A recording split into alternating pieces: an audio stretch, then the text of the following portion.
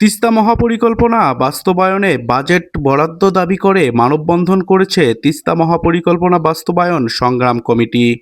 লালমনিরহাটের কালীগঞ্জ উপজেলার দক্ষিণ ভোটমারী নদীপাড়ে মানববন্ধন অনুষ্ঠিত হয়েছে।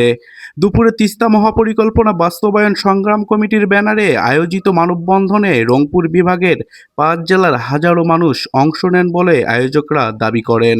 তিস্তা মহাপরিকল্পনা নিয়ে যে বিভিন্ন ধরনের তালবাহনা চলছে, তা আমরা লালমিয়া জেলাবাসী রংপুর কুড়িগ্রাম সহ তিস্তাপাড়ের দুর্ভোগ নিরসন করার জন্য আমাদের যে তিস্তা মহাপরিকল্পনা দ্রুত যাতে বাস্তবায়ন হয় সেজন্য আমরা সোচ্চার আছি। এই দাবি আদায় না করা পর্যন্ত আমরা ঘরে ফিরে যাব না।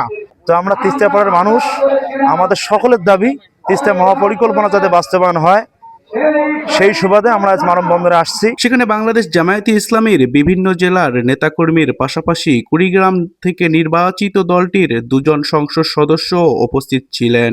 মানববন্ধনে যোগ দেয়া নদীপাড়ের ক্ষতিগ্রস্ত মানুষ নতুন প্রতিশ্রুতির বদলে দ্রুত কাজ শুরুর তাগাদা দেন।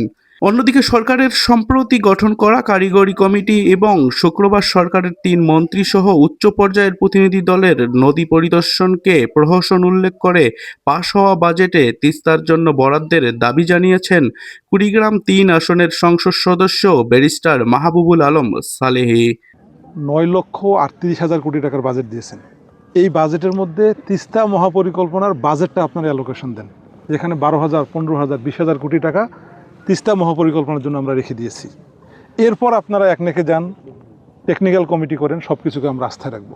কিন্তু আমাদেরকে আপনারা একটা এই তিস্তাপাড়ের মানুষদেরকে, কোটি কোটি মানুষদেরকে আপনারা একটা বুঝ দেবেন যে তিস্তা মহাপরিকল্পনা বাস্তবায়ন করব, এই বাজেটের মধ্যে টাকা অ্যালোকেশন করব না। এই একনেকের টাকা কবে আসবে, কবে কাজ শুরু হবে?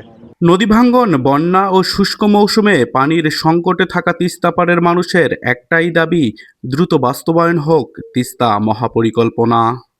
খায়রুল ইসলাম, RCTV, লালমনিরহাট।